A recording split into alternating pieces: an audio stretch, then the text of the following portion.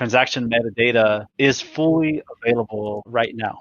So when you create a transaction, you submit it to your node, and it sits there until eventually it gets added to a block of transactions, and that block gets added to the blockchain. Now, similarly, you create a transaction, but you also add metadata.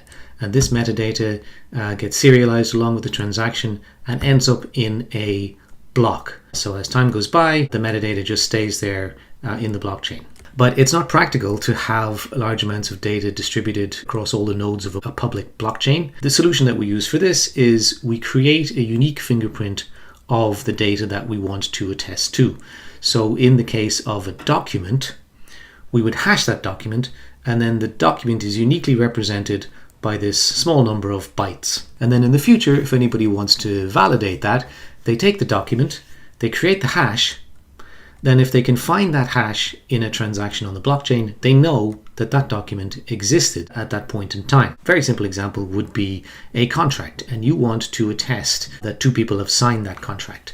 So to do that, you need public keys representing the identities of the signers. So when you have that, you can take the hash of the document, you can sign that with a private key, and you can attach that signature to the metadata. As you add transaction metadata onto the Cardano blockchain, as you're adding useful information, this is increasing the utility of the protocol.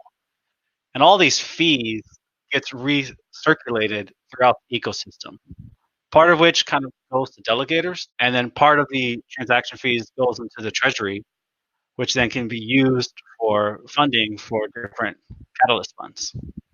As a community, now we have the opportunity to test and to interact and to discuss.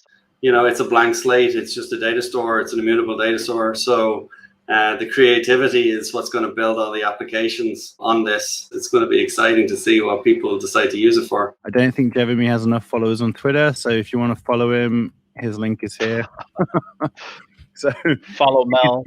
Give Jeremy some love, yeah. All right. Thank you very much.